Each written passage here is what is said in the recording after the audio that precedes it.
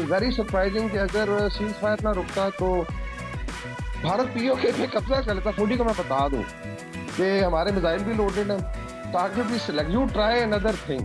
बहुत से प्लेयर्स हैं वो वापस आना चाह रहे हैं पाकिस्तान सुपर लीग में। कुछ प्लेयर्स इसलिए भी नहीं आ सकेंगे क्योंकि इंटरनेशनल कैलेंडर उनका है। शुक्रिया अदा करता हूँ पाकिस्तान आर्मी का और गवर्नमेंट बलूचिस्तान का। 1 2 3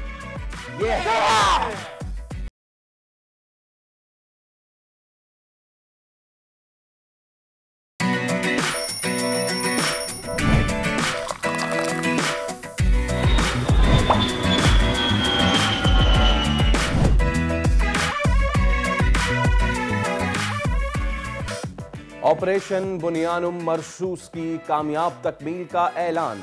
आईएसपीआर से एलामिया जारी। भारत से होने वाली झड़पें मार्काए हक करार। हुकूमत का पाक अफवाज की शानदार कामयाबी पर हर साल 10 मई को यौम मार्काए हक बनाने का फैसला। 16 मई को यौम तशक्कुर पर सजदा शुक्र अदा किया जाएगा।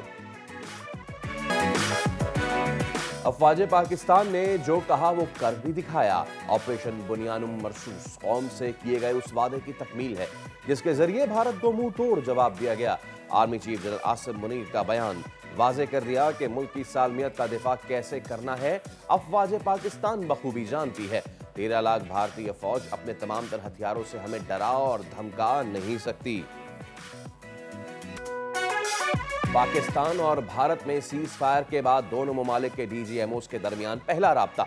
जंग बंदी की पाबंदी और जारहाना कार्रवाई से गुरेज पर इत्तफाक। सदर ट्रंप ने सीज फायर में अमरीकी किरदार की मजीद वजाहत कर दी। सीज फायर न करने की सूरत में तिजारत बंद करने की धमकी का एतराफ। भारत के खिलाफ अफवाज पाकिस्तान की कामयाबी का आलमी सतह पर एतराफ। अमरीकी दिफाई जरीदे द नेशनल इंटरेस्ट में पाकिस्तानी हिकमत अमली और चीनी टेक्नोलॉजी की तारीफ।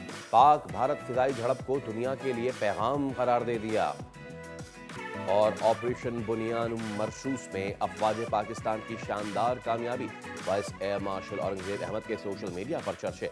पाक फिजाइया की कामयाब हिकमत अमली का चेहरा बन गए। सार्फीन क्या बातें कर रहे हैं बताएंगे प्रोग्राम में। अस्सलाम वालेकुम, खुशामदीद। आप देख रहे हैं प्रोग्राम दुनिया बोल है। मैं हूं सैयद फैसल करीम। उम्मीद है कि आपके दिन का आगाज़ बहुत ही ज़बरदस्त हुआ होगा, बल्कि दिन ही नहीं पूरे हफ्ते का ही ज़बरदस्त आगाज़ हुआ होगा। Because it was an absolute fantastic week. Over the weekend हमने देखा, विटनेस किया कि किस तरीके से पाकिस्तान ने अपनी बेहतरीन कारकर्दगी से अवाम ने फ़ौज के शाना बशाना खड़े होकर अपने से कई गुना बड़े दुश्मन को जवाब दिया। अब सिचुएशन ये बन रही है कि पाकिस्तान और भारत के दरमियान सीज फायर मुआहदे के बाद डीजीएमओस के दरमियान पहला राब्ता मुकम्मल हो गया है और दोनों ममालिक ने जंग बंदी जारी रखने और सरहदों से फौजियों की तादाद कम करने का फैसला किया है। ये बहुत ही खुशाइंद फैसला है दोनों ममालिक के आवाम के लिए। पाक भारत डीजीएमओस की बातचीत में जंग बंदी जारी रखने पर इत्तफाक किया गया है, जबकि दोनों ममालिक के डीजीएमओस ने इस अज़्म का इजहार किया कि दोनों जानिब से कोई भी फरीक गोली नहीं चलाएगा, कोई जारहाना कार्रवाई शुरू नहीं की जाएगी। अब दूसरी ही तरफ ऑपरेशन बुनियानुम मरसूस की शानदार कामयाबी पर पाकिस्तान ने हर साल 10 मई को यौम मार्काए हक मनाने का ऐलान किया है। वज़ीर आज़म शहबाज शरीफ ने 16 मई को भी यौम तशक्कुर के हवाले से सजदा शुक्र बजा लाया जाने का हुक्म दिया है और ये जुमे का दिन होगा। वज़ीर आज़म ने मार्काए हक के शोहदा के लिए पैकेज का ऐलान भी कर दिया है। इस सब पे हम ज़रा बात भी कर लेते हैं। हमारे साथ मौजूद है ब्रिगेडियर रिटायर्ड वक़ार हसन साहब। वक़ार साहब से गुफ्तगू। वक़ार साहब, गुड मॉर्निंग, अस्सलाम वालेकुम and thank you for joining us sir. अच्छा, आगाज़ में ज़रा बात कर लेते हैं कि बहुत ज़्यादा इस हवाले से डर खौफ था, चैमोगोइयाँ थीं। बहुत सारे एनालिस्ट ये कह रहे थे कि नहीं, ये जो वक्ती जंगबंदी हुई है हो सकता है कि वहाँ से गोलीबारी हो जाए और ये सारी चीज़ें हो जाएं। But after the completion of the first talk of DGMOs, आपको लगता है कि finally we are at halt, अब ख़त्म हो गया है मामला ठंडा हो गया है?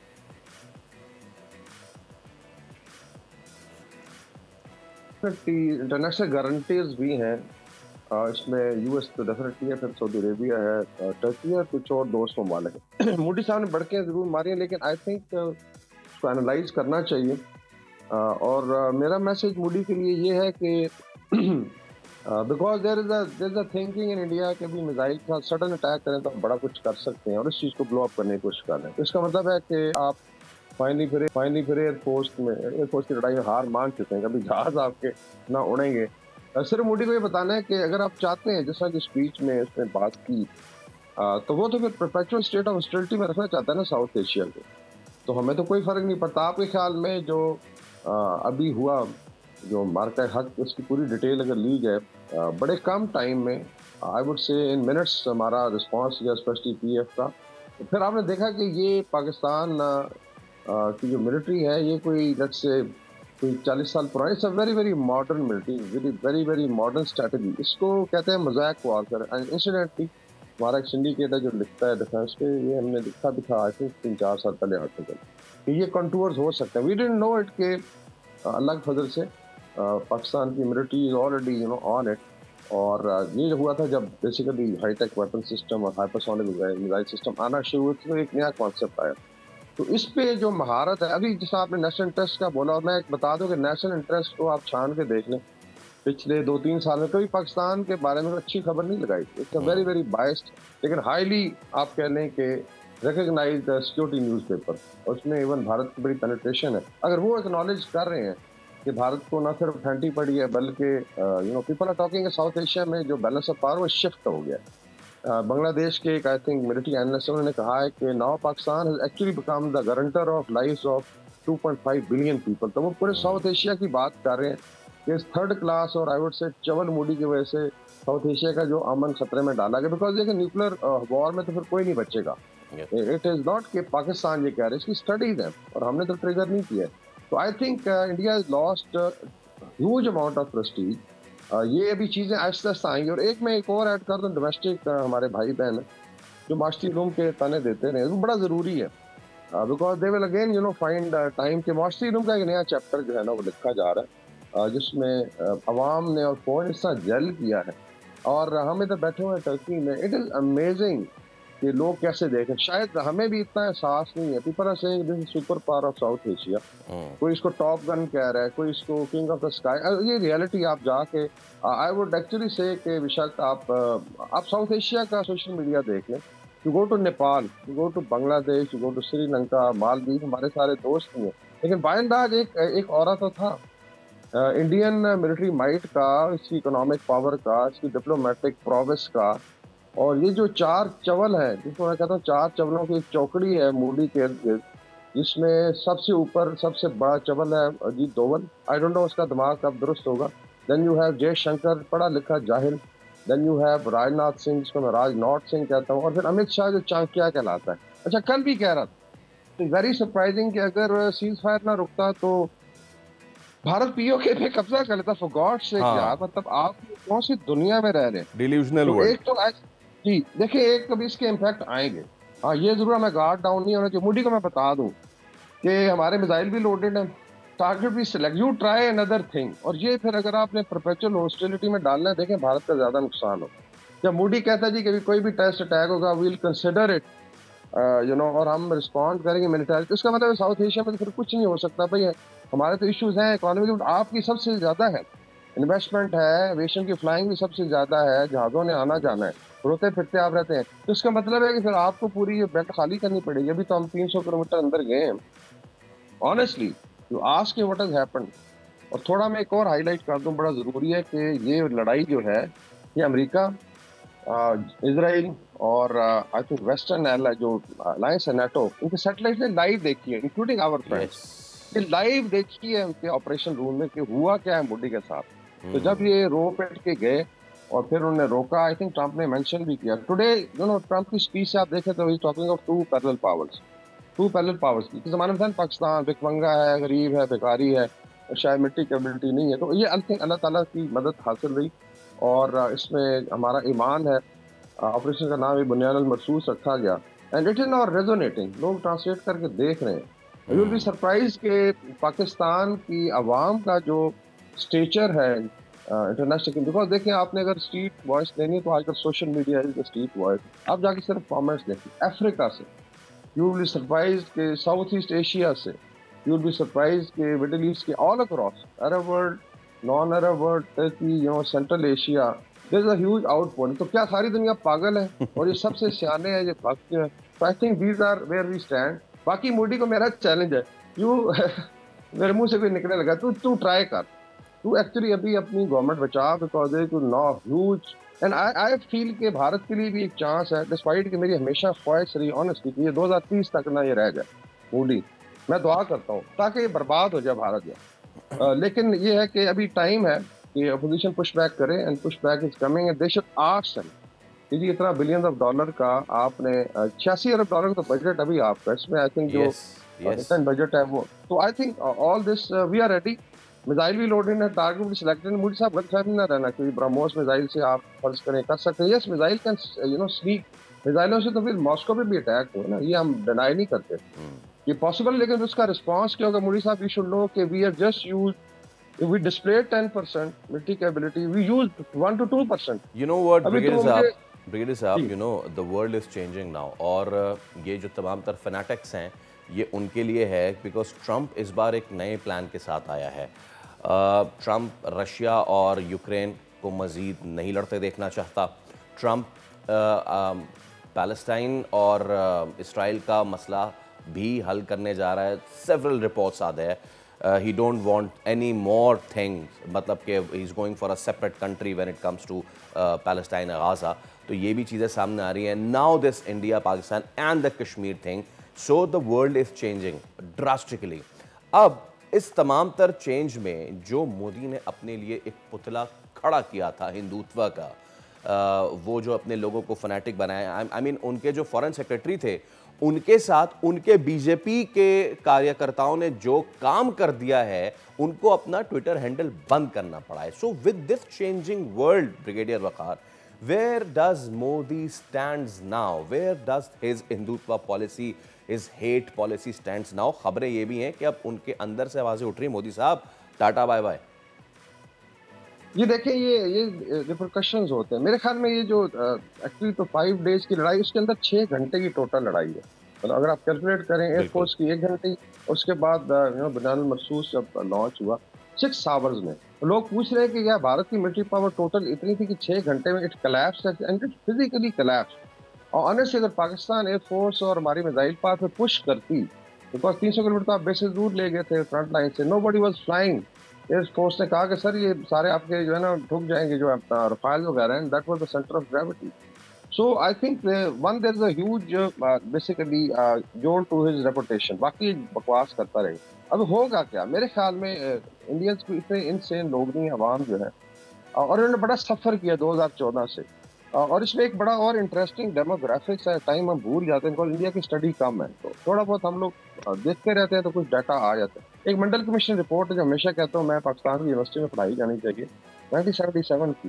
तो डेमोग्राफिक जो नो सिचुएशन है उसमें it's not a majority exploiting minority in India, नहीं, it's the minority exploiting majority, क्योंकि अपर कास्ट टोटल 23% है, ब्राह्मण क्षत्रिय वैश्य को कैलकुलेट कर लें, बाकी तो 70% इंडिया अप्रेस्ड है बेचारा। अच्छा, उसके अंदर शूद्रा भी शामिल है जो उनके गटर साफ करता है, तो दैट इज लाइक 40-45 करोड़ शूद्रा है। देन जो है, और ये बेचारे फिर भी कह सकते हैं कि वरना में आते हैं। देन वी हैव मुस्लिम 30 करोड़, जो सारी दुनिया कहती है, फिर दलित हैं 20 करोड़, ईसाई।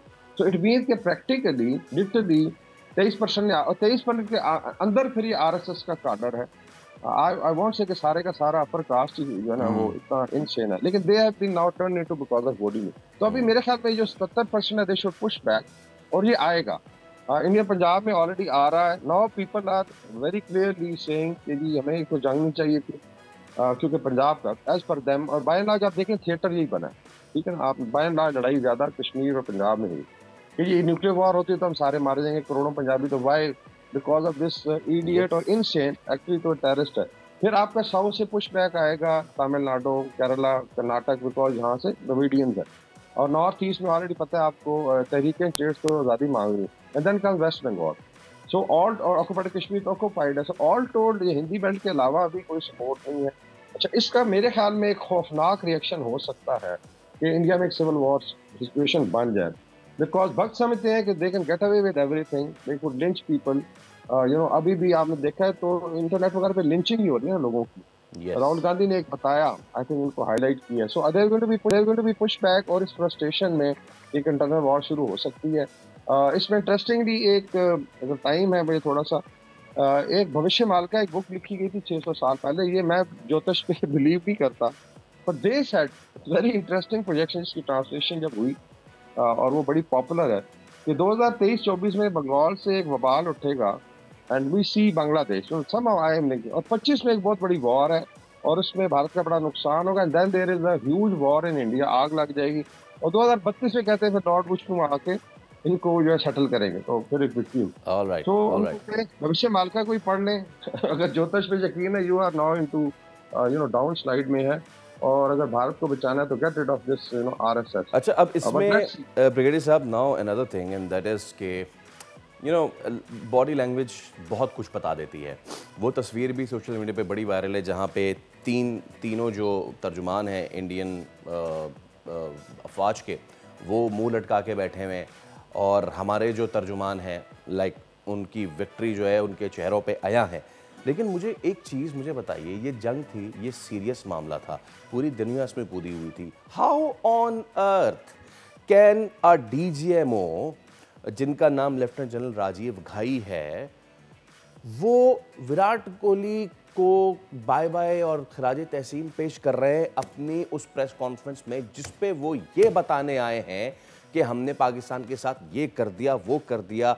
Clearly shows they don't have anything to show to the world.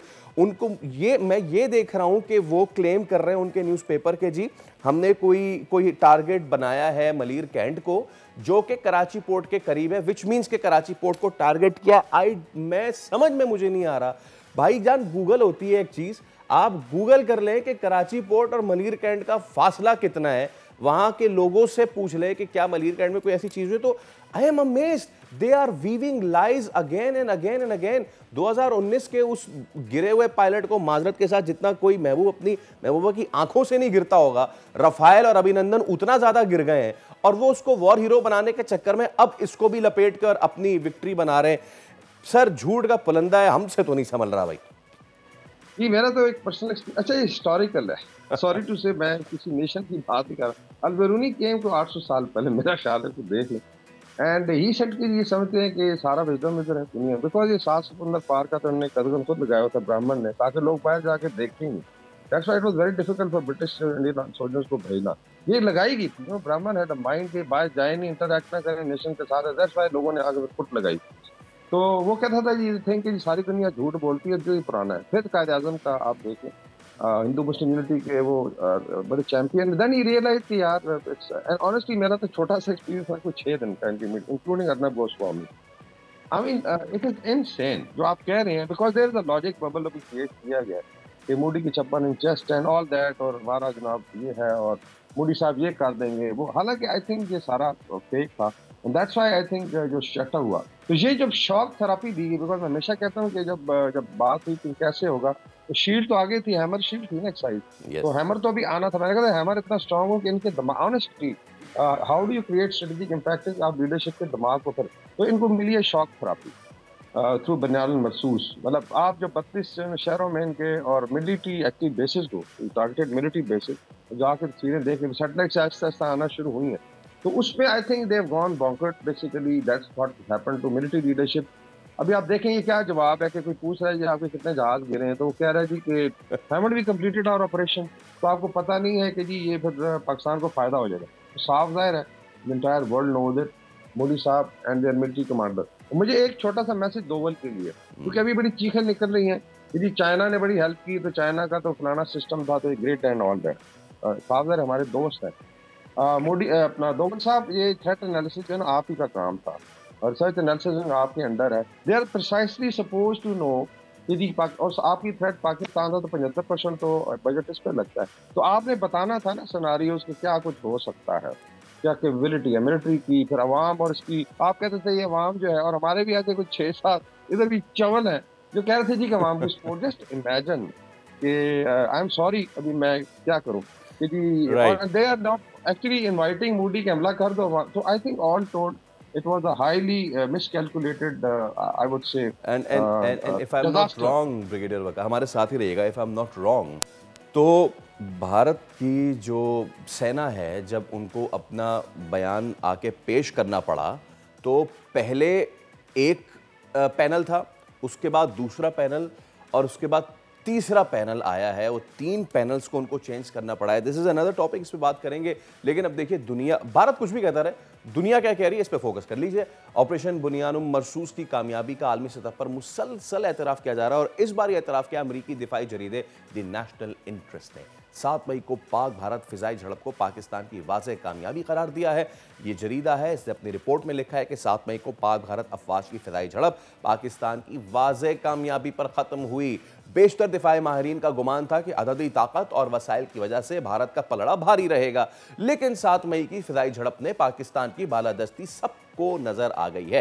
ये जरीदा इट गोज ऑन सेइंग कि फिजाई झड़प के बाद पाकिस्तान की जानिब से बड़ी कामयाबी के ऐलान किए गए, जिसकी भारतीय अफवाज की जानिब से कोई तरदीद न की गई और तरदीद न करने की वजह से भारत की पोजीशन मशकूक होती है। इसी जरीदे के मुताबिक पाकिस्तान ने चीन के J-10C तैयारों और PL-15 मिसाइल से 5 भारतीय तैयारे मार गिराए, जिनमें इंतहाई महंगे और ताकतवर समझे जाने वाले फ्रांसीसी साख्ता 3 रफाल तैयारे भी शामिल हैं। Coming back to you brigadier Waqar, अच्छा, अब इसमें भी ना बहुत सारे एंगल्स हैं, बहुत सारी चीज़ें हैं। दुनिया तो इसका एतराफ़ कर ही रही है, but I was just listening to one of the few credible journalist India के, ये वाले नहीं जो दिल्ली नोएडा वाले हैं जो कि दे कीप ऑन बार्किंग, लेकिन फ्यू क्रेडिबल जर्नलिस्ट, एंड उन्होंने कहा कि जिस वक्त रफाइल मिल रहा था 500 समथिंग करोड़ का, उस वक्त मोदी साहब ने नहीं लिया, और जब वो रफाइल का तैयारा 1100-1200 करोड़ या उससे भी ऊपर का चला गया, तब ये खरीदारी हुई। तो आवाज़ें तो उठेंगी, but let's coming back to the thing, अब तो पूरी दुनिया एतराफ़ कर रही है, CNN से लेके और उनके जरीदों तक सब कह रहे हैं कि वो जो एयर वॉरफेयर है उसमें पाकिस्तान की सुपीरियॉरिटी है। भारत कुछ भी कहता रहे, आपने चीन का इस्तेमाल के लिए ये कर लिया, समझने की ज़रूरत है। इस्तेमाल आप चीन का करें, कुछ भी करें, इस्तेमाल करने वाले पे डिपेंड करता है कि वो इस्तेमाल कैसे करता है। जी बिल्कुल, इसमें आई थिंक जो स्पेशली जो ज़ैक वॉरफेयर सामने आया है और इसमें फिर अल्लाह के करम से आपको एक मास्टरी नजर है। एंड ऑनेस्टली ये जो बैटल है जो हुई एयर टू एयर और फिर उसके बाद पाकिस्तान के बनाल, ये I think the model battle of modern warfare पढ़ाई जाएगी। लोग ऑलरेडी कह रहे हैं कि कैसे किया। And you will also find a beeline now. हमारे दोस्त हैं, हमने खुद भी थोड़ा एक्सपीरियंस बाहर पढ़ाया हुआ है, लाइक अफ्रीका में, जिम्बाब्वे में, नेशनल डिफेंस। उस वक्त भी एक्नॉलेज करते थे कि आपकी मिलिट्री जो है स्ट्रेटजी टैक्टिक्स में, और हमें हमेशा ताने मिलते थे FA पास होते हैं।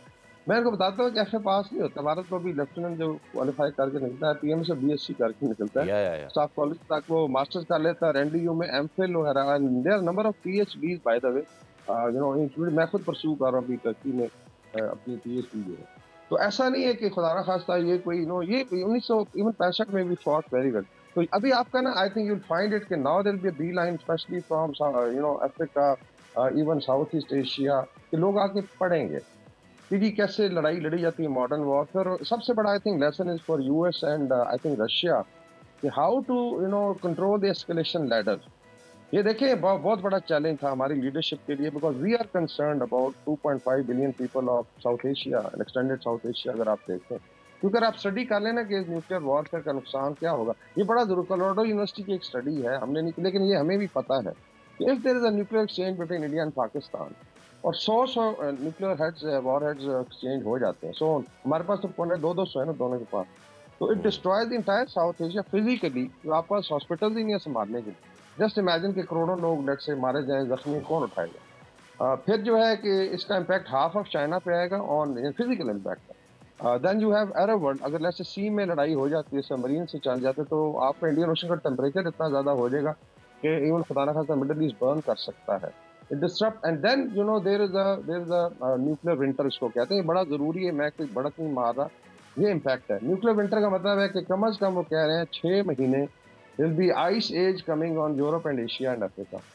और दुनिया तो फिर मतलब that's why I think Trump साहब है, this is the impact। अभी आप बताएं कि एक ट्रिगर हैप्पी, उल्लू का पट्टा मूडी और उसके ये 4 चवल जो हैं, they take entire South Asia to the brink of hell, और आप अलाउ कर लेंगे। this is I think this is precisely what that's why I call the hypocrisy of the West कि आपने ये लाइव नहीं देखी आज नेशनल इंटरेस्ट वाले, ठीक है, मतलब चूं चूं करके कि हाँ हुआ, बिकॉज उनको बड़ी तकलीफ होती है कि अगर एक मुस्लिम पावर है और वो इस तरह जाकर इनका मुंह तोड़ देती है। And who were sitting there, we know Israeli operators were there जो ड्रोन्स का कर रहे थे। फ्रेंच आए हुए थे, ठीक है, उनको था कि बेइज्जती होगी बहुत ज्यादा, तो मेंटेनेंस के लिए देर जर्मन इंजीनियर, और ये होता है।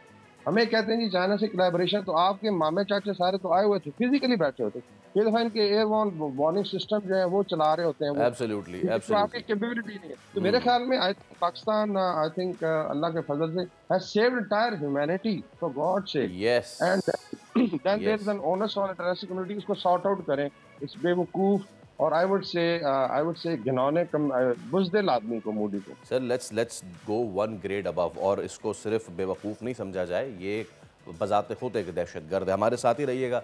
मैं दुनिया को दिखाना चाहता हूँ कि इस तमाम तर मामले में भी, कि जब ये जंग हो रही थी, Pakistan is such a chill country, कि हमने वो मामलात देखे कि जहाँ पे जब एयर डिफेंस के मिसाइल्स जो थे दे वर इन द रन, तो किस तरीके से वहीं पे हमारे जो पिंड के बाबे होते हैं वो वहाँ बैठ के और उसको देख रहे थे चलते हुए। फिर एक वीडियो ऐसी वायरल हुई कि एक वालिद हैं, वो अपने बच्चों को लाइव जो है वो फिजिक्स की क्लास दे रहे थे। बच्चों, आपको समझ आ गया है? ब्रिगेडियर वकार, एक तरफ ठीक है हंसी और माहौल एक तरफ, बट भारत ने शायद समझा नहीं कि वो किस कौम के को थ्रेट कर रहा है। हंसी मजाक एक तरफ, लेकिन हमारे लिए ये सारी चीज़ें नॉर्मल हो चुकी थी। भारत की ही कोवर्ट ऑपरेशंस और दहशतगर्दाना कार्रवाइयों की वजह से पिछले कई सालों से हम दहशतगर्दी का मुकाबला कर रहे थे। भारत के ही कुलभूषण यादव और इन जैसे दहशतगर्दों की वजह से हम बलूचिस्तान से लेकर कराची और कराची से लेकर पंजाब तक हमने लाशें उठाई हैं। हमने अपने सामने अपने प्यारों को जाते देखा है, हमने अपने सामने धमाके होते देखे हैं। हम इन सारी चीज़ों के यूज्ड टू हो चुके थे। और मैं ये बात कहते हुए कोई प्राइड नहीं ले रहा हूँ, होना नहीं चाहिए ये, लेकिन हमारी एक नस्ल ने इस चीज़ को अपने सामने देखा और इसके जिम्मेदार नरेंद्र मोदी नहीं, सरेंडर मोदी आप हैं। So brigadier Waqar, this nation was resilient. It was not the Pakistan army that was battle hardened. This nation as a whole was battle hardened.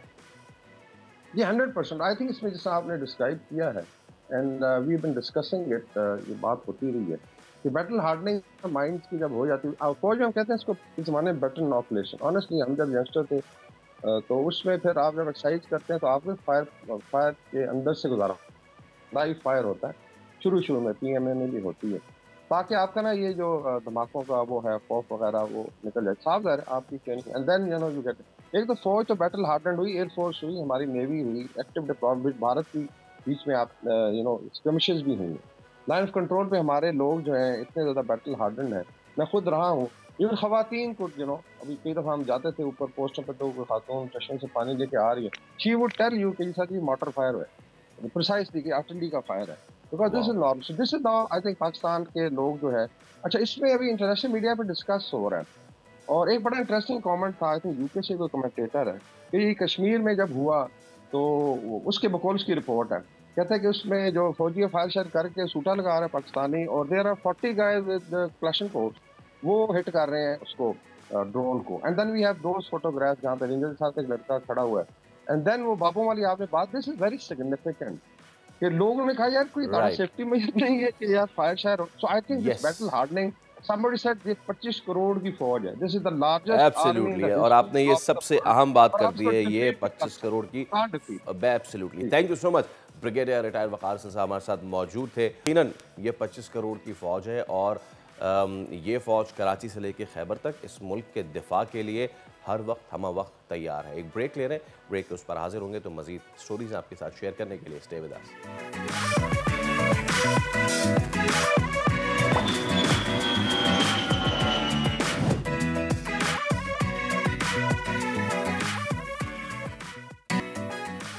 एक बार फिर आपको कहेंगे खुशामदीद खातून हज़रात। नेशनल क्रश अपडेट करने के हवाले से भी पाकिस्तान भारत से बाजी ले गया है।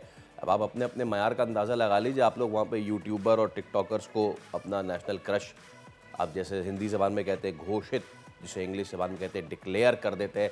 और हमारे पास क्या हो रहा है जी, deputy chief of air operations vice air marshal Aurangzeb Ahmed के अंदाज ने सोशल मीडिया पर सार्फिन के दिल जीत लिए हैं। हर तरफ उन्हीं का नाम नज़र आ रहा है। उनकी शख्सियत का जो ऑरा है वो इस वक्त पूरी तरीके से छाया हुआ है।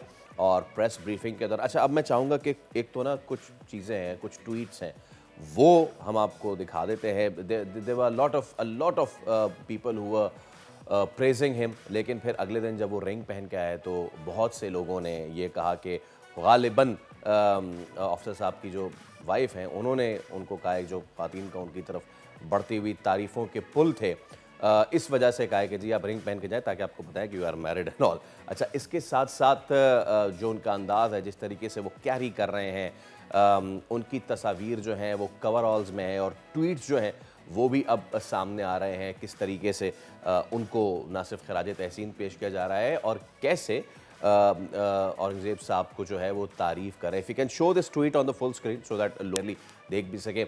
ये अब Aurangzeb's keyboard doesn't have a control, Aurangzeb is always in control.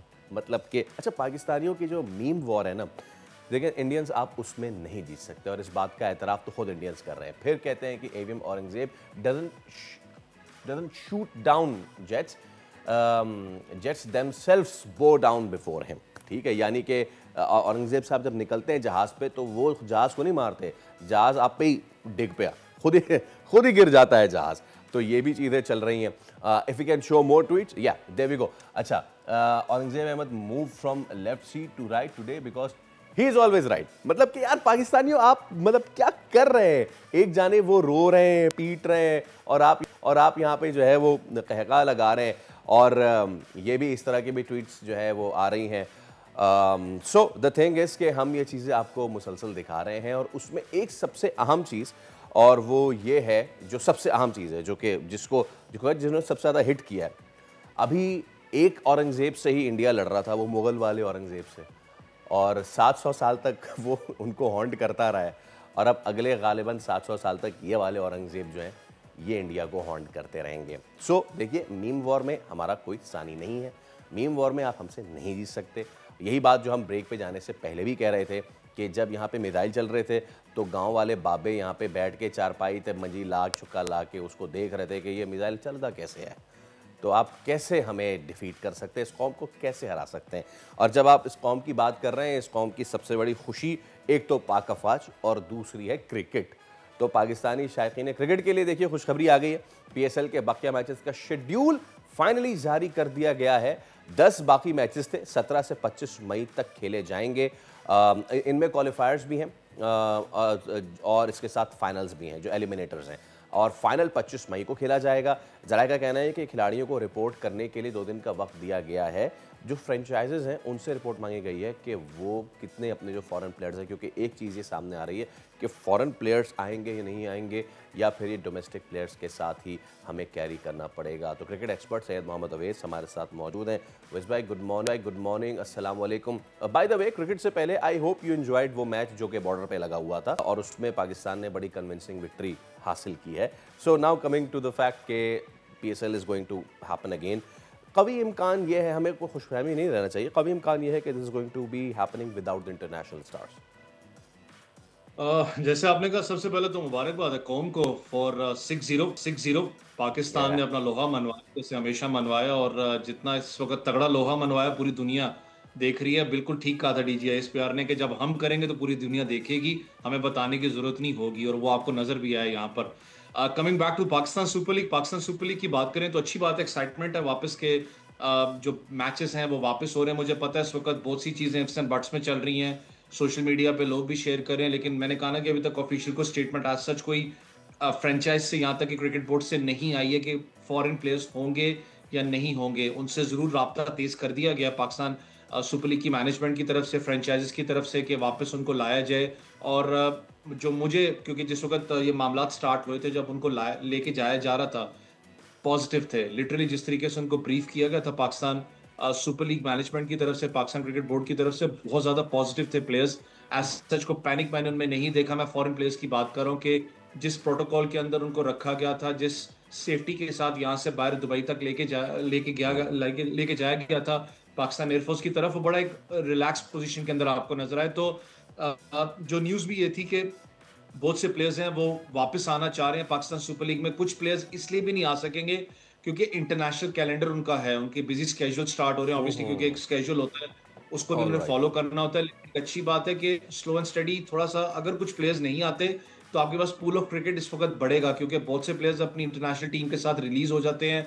आपके पास पूल ऑफ क्रिकेट भी होता है कि आप उधर से पिक कर सकते हो, लेकिन जो एक स्क्वाड आपका बैलेंस स्क्वाड चल रहा होता है, उसको कहीं ना कहीं जब एक दो हाँ, ये प्लेयर्स तो है। छोड़ते हैं तो वो डिस्टर्ब जरूर होता है। लेकिन मैंने कहा ना कि ऑफिशियल कोई ऐसा स्टेटमेंट है नहीं।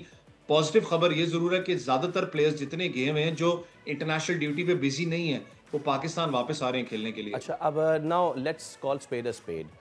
आईपीएल में ज़्यादा स्टार से बनस्बत पीएसएल में, चलिए इसको मान लेते हैं, तो इसका मतलब है कि नुकसान फिर आईपीएल का ज़्यादा होगा, because Australian cricket board and I guess ECB ने भी ये कह दिया कि no boys, our boys are not returning to India.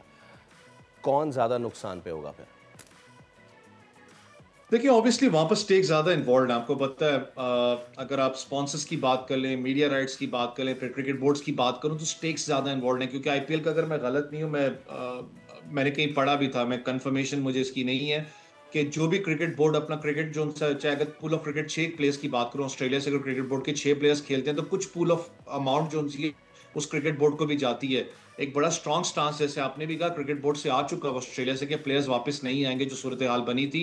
Mitchell Starc भी, आपको पता है, वो प्रेस कॉन्फ्रेंस जिस वक्त हो रही थी मैच के जब एंड के अंदर, वो डिस्टर्ब आपको नजर आ रहे थे। तो वो दैट मींस कि कोई ना कहीं वो साइकोलॉजिकल चीज वहां पर जरूर चल रही होगी। मुझे पता है कि 1.5 हफ्ते के अंदर या सवा हफ्ते के अंदर वो भी कोशिश कर रहे हैं कि उसको वापस स्टार्ट किया जाए, लेकिन वो जो एक झटका लग चुका है वो इतनी आसानी से भरेगा नहीं। पता है वहां पर बड़े प्लेयर्स हैं, बड़े नाम हैं, फाइनेंशियल चीजें भी इन्वॉल्व हैं। फिर एक और मसला होता है, जब ये सारी चीजें आ जाती हैं तो ब्लैकमेलिंग का प्रोसेस भी ज्यादा होता है कहीं ना कहीं, क्योंकि आपको पता है इस वक्त पूरी दुनिया क्रिकेट की बात करूं तो वो ज्यादा डोमिनेट करते हैं। चाहे साउथ अफ्रीका लीग की बात कर लें, कहीं पर भी आप बात कर लें, उनके ज्यादा आपको स्टेक्स नजर आते हैं। तो वो कहीं ना कहीं डोमिनेंस की वजह से वो ब्लैकमेलिंग भी करते हैं प्लेयर्स को, कि अगर आप नहीं आओगे, आप ये नहीं करोगे, तो आपको 5 साल या 4 साल के लिए बैन कर दिया जाएगा। तो प्लेयर उसकी वजह से भी, साइकोलॉजिकल प्रेशर की वजह से भी वापस जाता है खेलने के लिए। लेकिन ये आपकी बात बिल्कुल ठीक है कि उनको ज्यादा झटका लगा है। बेशक ये ब्रेक हफ्ते की है, 2 हफ्ते की है, उनको ज्यादा झटका इस चीज का लगेगा, क्योंकि स्पॉन्सर्स मैंने कहा ना इन्वॉल्व होते हैं, मार्केट वैल्यू होती है, हर चीज है। 6-0 जब से हमने मारा, वैसे उनकी मार्केट क्रैश कर गई हुई है। तो वो जो मार्केट वैल्यू वाली बात मैं करूं, तो उनको कहीं ना कहीं उस चीज का झटका लगेगा आईपीएल की बात करें तो। अवैस, अच्छा, पाकिस्तान बांग्लादेश सीरीज की कुछ है खबर? बिकॉज वो भी इट वाज इन डाउट। नहीं, वो पॉजिटिव है। जो मुझे लास्ट अभी खबर ये थी कि पाकिस्तान बांग्लादेश सीरीज 25 को ही होनी है। यहाँ पर कोई एज सच कोई उसमें कोई इशू नहीं है। बांग्लादेश टीम आ रही है खेलने के लिए। एक अच्छी बात है कि एटलीस्ट आपने वेन्यू को चेंज किया है, आप फैसलाबाद में लेके गए। और फैसलाबाद का स्टेडियम, अगर इस पीएसएल से मैं बात करूं, इससे पहले ही रेनोवेशंस और बाकी मामला पे काम शुरू हो चुका हुआ था, और जो कि 90% ऑलमोस्ट कंप्लीट है। वहां पर ब्रॉडकास्टर्स का भी इशू नहीं है। मुझे पता थोड़ा सा डिस्टर्बेंस जरूर हुई थी मामला जब हुए कि कुछ ब्रॉडकास्टर्स इंडियंस थे जिनको वापस भेजा गया, तो ऑब्वियसली वापस नहीं आएंगे। लेकिन पूल ऑफ ब्रॉडकास्ट टीम जो सी है वो उनके पास है, बैकअप है, सारा कुछ मौजूद है, डिस्टर्बेंस नहीं होगी। लेकिन इंपॉर्टेंट सीरीज है पाकिस्तान के लिए, आपको पता है, क्योंकि आपने तैयारी करनी है एशिया टी20 और वर्ल्ड टी20 के लिए। उससे पहले ये सीरीज बड़ी इंपॉर्टेंट है सारी, जितनी आपकी होनी है। बांग्लादेश ने पिछली सीरीज के अंदर, आपको पता, होम सीरीज में पाकिस्तान को टेस्ट के अंदर बड़ी टफ अपना कॉल दी थी। तो बड़ी कोशिश होगी पाकिस्तान को, जो एक रिकॉर्ड भी आपको पता है 8वें नंबर पर इस वक्त मौजूद है टी20 के अंदर। ओडीआई क्रिकेट के अंदर हमारा ऐसा कोई अच्छी चीज चल नहीं रही, परफॉर्मेंसेज आपको नजर नहीं आ रही। तो शायद पीएसएल से जो खबर भी आ रही थी कि नए चेहरों को चांस दिया जाएगा यहाँ पर, ताकि वो अपने आप को एक प्रॉपर एक बैलेंस स्क्वाड आपके पास है। इंपॉर्टेंट सीरीज है पाकिस्तान के लिए। अल्लाह करे कि आपके पास वो प्लेयर्स बैकअप प्लान मौजूद हो जो कि टी20 वर्ल्ड कप तक और एशिया टी20 तक आपको लेके जाए। ओके, आपने मेरा सवाल मेरे मुंह से ही छीन लिया। आपने एशिया टी20 की बात कर ली, क्या खबरें हैं उसकी? बिकॉज मेरे ख्याल से जब ये सारी चीज़ें सेटल तकरीबन हो ही गई हैं, और एशिया कप का भी जब होगा फैसला, तो मेरे ख्याल से ब्रॉडकास्टर इस बार अपने दोनों हाथ यूं मसल रहा होगा और ज़बान जो है वो फेर रहा होगा कि भाईजान, इंडिया पाकिस्तान अगर इस बार हो गया एशिया कप में, तो this is going to break all the records. अच्छा, इसमें थोड़ा सा शायद इसी सवाल के अंदर एक कन्वर्सेशन भी, आपको पता है, ये बहुत से सवाल इससे पहले भी मुझे एक शो ने ही पूछा था कि वहाँ से खबर क्या आ रही है। आपको पता है खबर चल रही थी कि पाकिस्तान इंडिया अगर एक ग्रुप में नहीं होंगे, वो मैचेस नहीं खेलेंगे। लेकिन वहाँ से बीसीसीआई की बात करूँ, उन्होंने बात की थी कि ऐसा सच कोई चीज़ है नहीं, तो ऑब्वियसली आईसीसी के इवेंट्स हैं। लेकिन सारा कुछ वही जैसे वो हमेशा डालते हैं, डिपेंड ऑन दी गवर्नमेंट के जी वो क्या फैसला करती है इसके अंदर। लेकिन जब भी ये मैच होना है पाकिस्तान इंडिया, चाहे वो एक ग्रुप में होना हो, चाहे आगे जाके वो भिड़े आपस में क्वार्टर फाइनल्स में, सेमीफाइनल्स में, ये बहुत बड़े मैचेस होंगे। आप वाली बात बिल्कुल ठीक है कि अभी से जो पाकिस्तान ने उनको मार दी है इंटरनेशनली और उनको फिजा के अंदर जो मार दी है पाकिस्तान ने, हमारी एयरफोर्स ने, मैं वही चीज़ अभी सोच के अगर साइकोलॉजिकली बात करूं तो मेरा बेसब्री से इंतजार कर रहा हूं कि हम ग्राउंड पे कब इनको मारेंगे, जब हम एशिया कप के अंदर पाकिस्तान इंडिया का मैच होगा, क्योंकि इतना सबको बेसब्री से इंतजार होगा। आपकी बात बिल्कुल ठीक है, स्पॉन्सर्स की बात, ब्रॉडकास्टर्स की बात करूं, फिर टिकटिंग एजेंट्स की बात करूं, वो इस वक्त उतावले होंगे कि पाकिस्तान इंडिया का मैच कब होता है, क्योंकि yes one of the biggest matches इस वक्त होगा चले इस सदी का, खास हाँ करके ठीक जब है से उवेश भाई, मार्का हुआ है, मुझे लगता that's far flung but let's see कि वो क्या होता है क्या नहीं होता। तो thank you so much, Syed Mohammad Uwais हमारे साथ मौजूद थे और ही वाज टॉकिंग अबाउट कि द पीएसएल का फ्यूचर है, फाइनली वो फ्यूचर अब हमें नज़र आ रहा है ब्राइट। अच्छा, अब हीरो पाकिस्तानी में हम आपकी जल्दी से मुलाकात करवा जाते हैं प्रोफेशनल बॉक्सर जिन्होंने हालिया दिनों में वर्ल्ड बैंटम वेट गोल्ड का टाइटल अपने नाम किया है। Who is he is Pakistan के premier boxer Mohammad Waseem the falcon. WBA world bantam weight gold title अपने नाम किया है, अपने हरीफ वेनेजुएला के विल्सन को, और 9वें राउंड में उन्होंने नॉकआउट किया है। क्वेटा में पहली इंटरनेशनल बॉक्सिंग चैंपियनशिप में 9 ममालिक के बॉक्सर्स ने हिस्सा लिया था। तो Mohammad Wasim is with us. Wasim भाई अस्सलाम वालेकुम, एक बार फिर बहुत बहुत खुशामदीद और बहुत बहुत बहुत बहुत मुबारक हो सर आपको। वालेकुम अस्सलाम, खैर मुबारक, बहुत शुक्रिया, thank you so much. Sir please talk me through fight, कैसी रही आपकी फाइट, हरीफ कैसा था, तगड़ा था? बिकॉज लग ही रहा है 9वें राउंड तक गया है मामला। जी जी, आपको पता है ये साउथ अमेरिकन स्ट्रांग होते हैं, लाइक वेनेजुएला और ये Mexicans, they are really strong and वो आए थे, they come for win definitely. So अल्हम्दुलिल्लाह मैंने काफ़ी हार्ड वर्क किया था, 2 मंथ्स लिवरपूल में काफ़ी अच्छा कैंप किया, तो अल्हम्दुलिल्लाह win the world title for my people, for my country, for my province. अल्हम्दुलिल्लाह काफ़ी खुशी है और मैं शुक्रिया अदा करता हूँ पाकिस्तान आर्मी का और गवर्नमेंट बलूचिस्तान का, DHA क्वेटा का, जिन्होंने ये अपॉर्चुनिटी दी, और अल्हम्दुलिल्लाह इतना बड़ा पूरी दुनिया से बॉक्सर्स आए और इतना ज़बरदस्त सक्सेसफुल इवेंट हुआ। ना वसीम भाई, पाकिस्तान आर्मी का तो खैर पूरा मुल्क ही शुक्रिया अदा कर रहा है, उस पर भी आपसे ज़रूर बात करेंगे। जब हम बात करते हैं, आपने बात की ना कि Venezuela south American Latin fighters हैं, उनके तो खून में रचा बसा हुआ है द कॉम्बैट फाइट। तो ठीक है आपने उनको हराया, लेकिन उनका फाइटिंग स्टाइल कैसा था?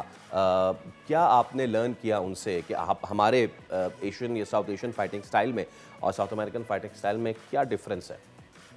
देखिए, मैं काफ़ी रहा हूँ साउथ अमेरिका में, like Panama, Costa Rica, Peru. मैंने 6 मंथ पनामा में ट्रेनिंग की है।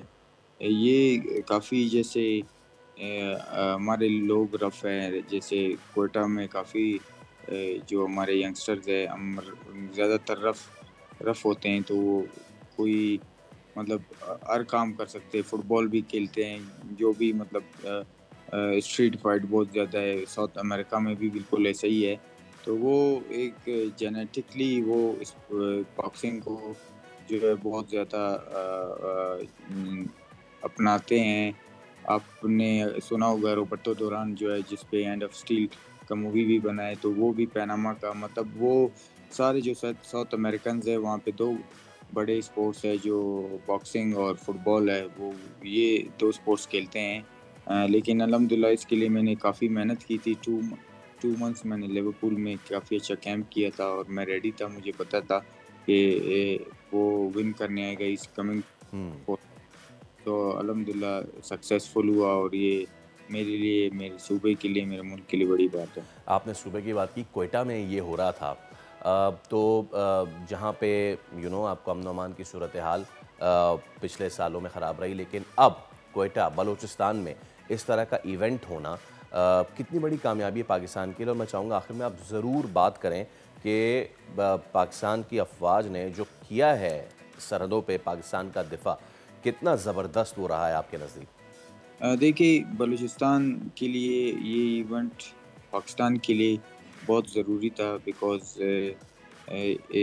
कोई 10 से ज़्यादा कंट्रीज़ इसमें पार्टिसिपेट उन्होंने किया है, जिसमें दुनिया के टॉप क्लास के इवन लोग, आपको पता है, लोग कह रहे थे कि अमेरिका से बहुत मुश्किल है लोग आ जाए, UK से बहुत मुश्किल है, क्योंकि उनकी गवर्नमेंट ने वहाँ पे बैन लगा दी थी कि आप लोग इंडिया और पाकिस्तान का वॉर है, आप वहाँ पे ट्रैवल नहीं कर सकते। लेकिन वो सारे आए यहाँ पे, जब वो यहाँ पे बलूचिस्तान में आए, जब उन्होंने यहाँ की जो आर्मी ने इनको जिस तरह रखा, जो इनकी उनका ख्याल रखा, और उन्होंने एब्सोल्युटली, और इतना ज़बरदस्त इवेंट हुआ। ठीक है, उसी में थैंक यू सो मच। आप हमारे साथ थे।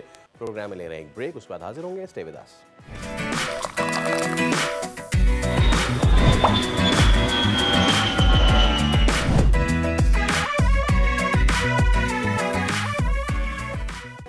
एक बार फिर आपको कहेंगे खुशामदीद। आप देख रहे हैं प्रोग्राम दुनिया बोल है। हमसे जुड़े रहने के लिए आपका बेहद शुक्रिया। सिचुएशन ऐसी है कि पाकिस्तान को जो IMF से बेल आउट फंड्स की अदाई जो है वो आज मुतवक्के है। वफाकी वज़ीर ख़जाना मोहम्मद औरंगज़ेब भी ये कहते हैं कि भारत से जो कशीदगी इसकी वजह से किसी बड़े मालियाती असर की तवक्को नहीं है। लेकिन उससे भी अहम खबर ये थी कि जिस वक्त ये मिलने वाली थी ये बेल आउट पैकेज, भारत ने रखने डालने की भरपूर कोशिश की थी। तो इस सब पे हम बात कर लेते हैं। माहिर माशियात डॉक्टर खाकान नजीब हमारे साथ मौजूद हैं। डॉक्टर साहब अस्सलाम वालेकुम, वेरी गुड मॉर्निंग। बल्कि मैं तो कहूँगा भैया very good week for us. हमने देखा कि किस तरीके से तमाम तर मामलात होते रहे, but now you know it's time कि ये कौम सीखे कि अगर हम अपना दिफा कर सकते हैं, सो इस कौम में है ना रिजिलियंस, इस कौम में करने की जुस्तजू सलाहियत सब कुछ है। So let's build our economy. लेकिन उससे पहले ये देखना बहुत ज़रूरी है कि हमें हमारी इकॉनमी बिल्ड करने कौन नहीं दे रहा, वही हमारा पड़ोसी। और जब ये IMF से हमें डील मिलने वाली थी, ये पैकेज मिलने वाला था, ये किस्त मिलने वाली थी, it was India went to IMF और उसने एब्सटेन किया इस मामले में। और वो जो भी अपने बहाने गढ़ रहा था वो उसने किया, लेकिन उसकी IMF ने सुनी नहीं। So on economic front how big achievement is this? तो अल्हम्दुलिल्लाह पहले तो हमें with a lot of humility बहुत प्राउड होना चाहिए the way we handled the conflict. जिसके बाद पाकिस्तान जो है as a mature nation and as a nation जिसने अपनी डिफेंस करते हुए अपनी जो कन्वेंशनल वॉरफेयर कैपेबिलिटी है उसको प्रूव किया कि वो सेकंड टू नन है। हालांकि ऐसे डाउट्स थे लोगों के दिमाग में, और specially on the other side, कि शायद हमारी डिफेंस की जो कन्वेंशनल कैपेबिलिटी है वो किसी तौर से कम है, पर ऐसा नहीं है। सो ये भी प्रूव किया। और ऑफ कोर्स एयर कमांड तो आपको पता ही है, ये प्रूव किया कि it is superior in the region and the best in the region. So एक तो ये बात है, इसने हमारा जो इमेज है वो बहुत बिल्ड कर दिया है। मैं बार बार कहता हूँ कि the most important outcome for us is कि जो ग्लोबल स्पेस हमने बिल्ड है, बोथ हमें इकोनॉमिकली भी डिप्लोमेटिकली भी बहुत जिस कहेंगे फायदा देगी और हमारे इमेज को बहुत एनहांस किया है। तो ये याद रखें कि हमें एक बहुत अच्छा एडवांटेज मिल गया है, वो स्पेस मिल गई है जो कभी नहीं मिली। अब जो दूसरी बात आपने की, मैंने हमेशा समझाने की कोशिश की है कि एक उनका एग्जीक्यूटिव डायरेक्टर होता है इंडिया का, जो 4 ममालिक जो हैं उनको रिप्रेजेंट करता है। I think Bhutan, Sri Lanka, Nepal and India. और वो 2.7% वोटिंग राइट्स, जैसे आपने सही कहा, होते हैं। इंडिया यूजुअली एब्सटेन करता है, इस दफ़ा उसने निगेट भी करने की कोशिश की, इन द सेंस कि उन्होंने ये टेम्पो बिल्ड किया, ख़त लिखा, इस तरह की चीज़ें की कि पाकिस्तान को, मैंने तब भी कहा था कि पाकिस्तान को इस कर्जे की किस्त से रोका इसलिए नहीं जा सकता कि हमारा जो स्टाफ लेवल एग्रीमेंट था was all good and in place. उसके बाद भी जो करना था वो हम कर रहे थे, और ऑन द नंबर्स, चाहे वो डेफिसिट्स के नंबर हों, यानी मालियाती खसारे के, या जो प्राइमरी सरप्लस लेना था वो लेना हो, जो करंट अकाउंट हो, जो रोल ओवर्स हों, जो थोड़ा बहुत हम कर सकते थे स्ट्रक्चरल पार्ट पे। एग्रीकल्चर इनकम टैक्स एक बड़ी चीज़ थी। कि मैं इस चीज़ों का जिक्र इसलिए कर रहा हूँ कि इसके साथ साथ कौम ने एक बड़ी प्राइस पे की है in terms of the higher taxation, जो सहनी पड़ी इनकम वालों को, नॉन सैलरीड को, मैन्युफैक्चरिंग को, ताकि हम आगे लेकर जा सकें इस मैक्रो स्टेबिलिटी को through the programme. So Pakistan as a whole 25 crore अवाम ने ना सिर्फ वॉर में इकट्ठे होने का सबूत दिया to back the armed forces, but also during the IMF programme we had the same thing. ये भी याद रखिए कि चूंकि 9 मई को प्रोग्राम का इजरा होना था इन terms of the board decision, Pakistan ने बहुत ही तहम्मुल मिजाजी से इंडिया से डील किया कि कोई ऐसी एस्केलेशन ना हो, और हम हमेशा सेल्फ डिफेंस में एग्रेसिव हुए, ना कि हम एस्केलेट करने में एग्रेसिव हुए। So overall I think it's a very very very good outcome for Pakistan. Doctor साहब, अगर हम इसको अपने लोगों को मजीद खोल के बताएं इस मामले को, कि भारत किस तरीके से पाकिस्तान को चोक करने की मजमून कोशिश कर रहा है, जो उसने उज़ुर पेश किया IMF के सामने, वो ये उज़ुर पेश किया कि जी इनकी जो SIFC का बड़ा रोल है इनकी इकॉनमी में, और अगेन वही रोना पीटना कि जी ये पैसा वो टेरर फंडिंग और इसमें कर रहे हैं, जिससे अल्हम्दुलिल्लाह हम नेगेट भी कर चुके हैं, इफेक्टिव से बाहर भी आ चुके हैं। सो ये हमारी कौम को देखने की ज़रूरत है कि हमारा जो अय्यार दुश्मन है वो किस तरीके से बहाने गढ़ के, मतलब कि सीधा हमारी इकोनॉमिक जो शहरग है उस पर आफ्टर सो मैनी ईयर्स हम देख रहे हैं कि इकोनॉमिक फ्रंट पे भी हम एक पेज पे हैं और इंडिया उसको भी हर्ट करना चाह रहा है। हमने जो अपना सेल्फ डिफेंस किया है उसमें हमने ये भी बता दिया है कि अगर आप पाकिस्तान में इन्वेस्ट करते हैं, FDI आती है, चाहे वो किसी भी सेक्टर में हो, माइंस एंड मिनरल्स में हो, एग्रीकल्चर में हो, पावर सेक्टर को बढ़ाने में हो, एक्सपोर्ट सेक्टर्स में हो, वो फुली प्रोटेक्टेड है बिकॉज हम अपने both west and east borders को फुली प्रोटेक्ट करना जानते हैं। चलें चाइना और ईरान तो हमारे वैसे ही बड़े दोस्त हैं, पर इन बॉर्डर्स को, और ये भी याद रखिए कि आपने पाकिस्तान की जो नेवल कैपेबिलिटी है उसको हमने इस दफ़ा उतना नहीं सोचा, बट वो भी उभर कर आई है कि फुली हमारे सीज को और हमारे ट्रेडिंग हब्स को प्रोटेक्ट करना जानती है, बिकॉज हमारी मेजर ट्रेड थ्रू सी होती है, वो फुली प्रोटेक्टेड, राइट। तो एक तो ये बात हुई। दूसरी ये बात है कि जहाँ तक इस वक्त ताल्लुक है इंटरनेशनल ऑर्गेनाइजेशंस का, मोस्ट इंटरनेशनल ऑर्गेनाइजेशंस ये फील करती हैं कि पाकिस्तान का जो इकोनॉमिक स्टेबिलिटी है, जो मैक्रो स्टेबिलिटी है, वो पाकिस्तान ने बहुत ही, जैसे कहेंगे, क्विकली अचीव की है और एस्टिमेट से बेहतर अचीव किया। फॉर एग्जांपल, आपने ये सोचा था कि जो अफरात ज़र है, कीमतों के बढ़ने की शरह में नुमायां कमी आ जाएगी, बट जिस तरह की कमी आई है, आई थिंक वो इवन जो इक़्तिसादी इदारे थे इंटरनेशनल, उन्होंने भी इसको मॉडल नहीं किया था। So you know, be sure. But having said that, I think मौका अब क्या है? मौका ये है कि इस इकोनॉमिक स्पेस को और जो स्टेट क्रेडिबिलिटी बिल्ड की है पाकिस्तान ने, और पाकिस्तान का नाम एज अ रिस्पॉन्सिबल नेशन, मैं बार बार कहता हूँ, उभर कर आया है, उसको जो इकोनॉमिक डेप्थ बिल्ड करनी है उसमें लेकर जाएं। जिससे मेरा मतलब ये है कि जो अब मौका मिला है कि हम किस तरह एक्सपोर्ट दुनिया के साथ खोल सकते हैं, हम कैसे GSP का ज़्यादा फ़ायदा उठा सकते हैं EU में, हम कैसे US ने कहा है कि आप ट्रेड हमारे साथ बढ़ाएं, तो अगर $5-6 बिलियन एक्सपोर्ट करते हैं, तो कैसे जो टेक्सटाइल की इस वक्त $4 की कैपेसिटी अनयूटिलाइज है, उसको कैसे और टेक्सटाइल को US लेकर जा सकते हैं। डॉक्टर साहब, अब क्योंकि आपने ये बात कर ही दी है तो चलिए फिर सवाल इस पे कर ही लेते हैं आपसे।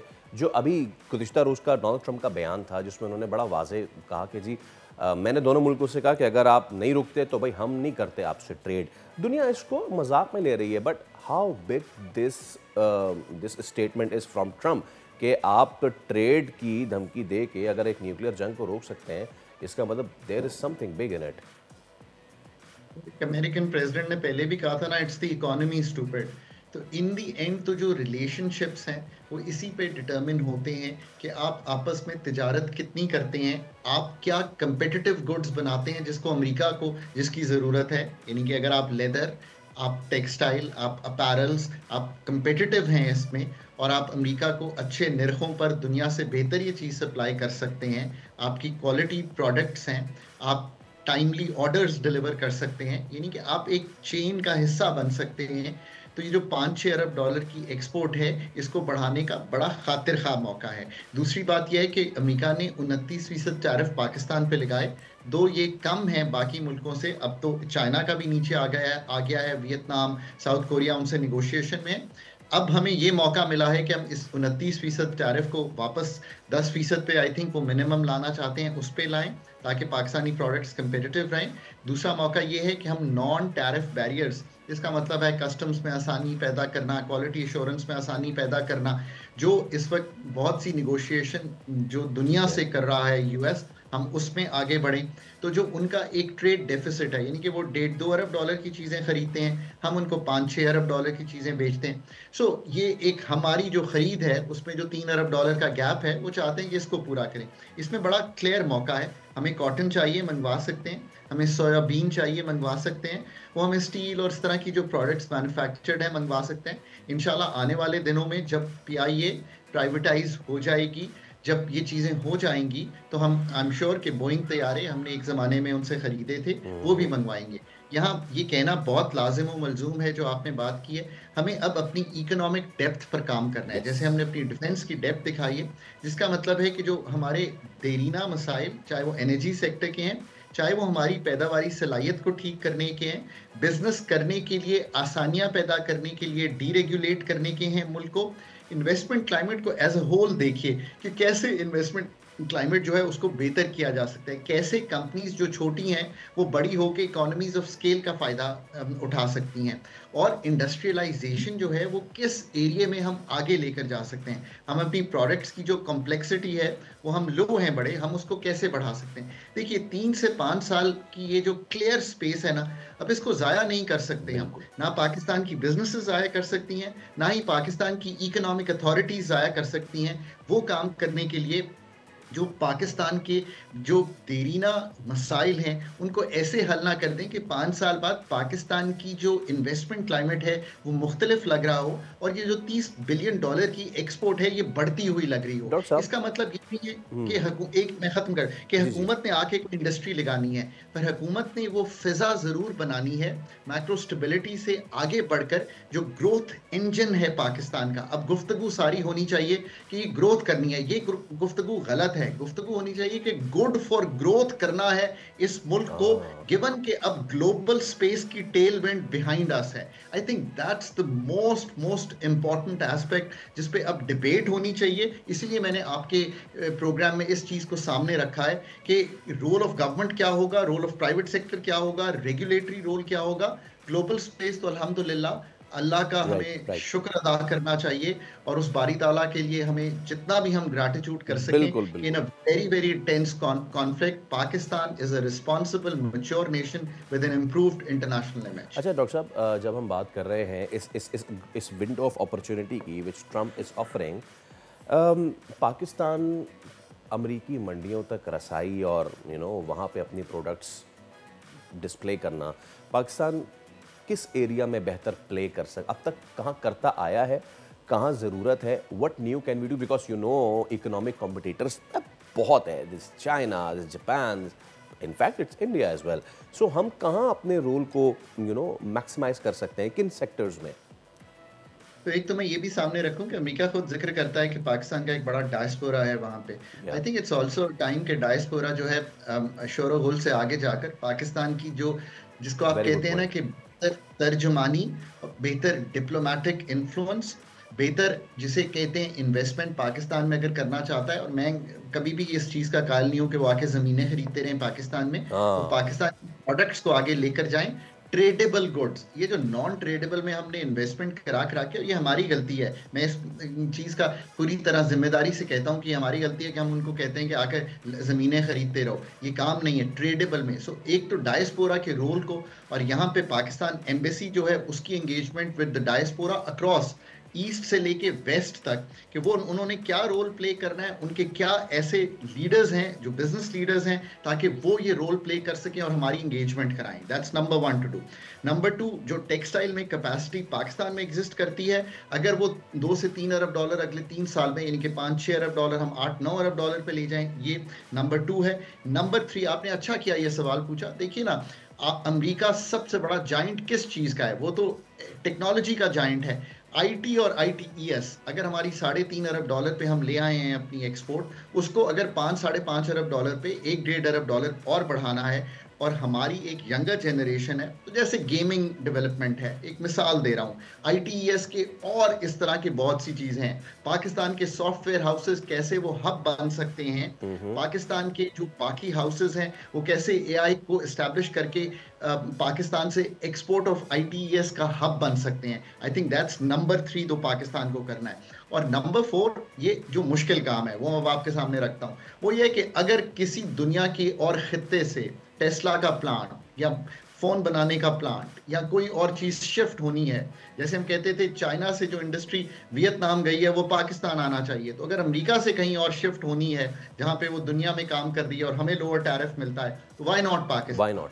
ये 4 चीज़ें हैं, but we must put our head down, और हमें इन पे अब 3 से 5 साल अथॉरिटीज को भी प्रोफेशनल्स हायर करके ये जो प्रोसेस है इसमें से ग्राइंड में से गुजरना है, ताकि जब एंड रिजल्ट 5 साल का हो तो जो स्ट्रेटेजिक डेप्थ है, जो डिफेंस की डेप्थ है, मैं ये भी आपको कह सकूं कि economic depth in terms of productive growth, यानी कि जो ग्रोथ है वो प्रोडक्टिविटी पे बेस्ड है, सलाहियत बनाने पे बेस्ड है, ITES की सर्विसेज को आगे बढ़ाने पे बेस्ड है, वो नजर आनी चाहिए। अब ये 5 साल में अगर हम कर देंगे तो पाकिस्तान इकोनॉमिकली भी, मैं यकीन से कहता हूं, एक बहुत मुख्तलिफ मुल्क दिखाई देना शुरू कर जाएगा, जिसमें job creation would be centre. और रिलीफ ये नहीं होगी कि हम कह रहे होंगे कि इनकम सपोर्ट में और पैसे दे दें, बिजली सस्ती कर दें, ये बातें पीछे रह जाएंगी और हम कह रहे होंगे कि नौकरियां इतनी निकली हैं, इतने लोग थे, वी आर नाउ वांटिंग कि हम नौकरियां बढ़ाएं ताकि इसको मैच कर सकें जो पॉपुलेशन ग्रोथ है पाकिस्तान की उससे।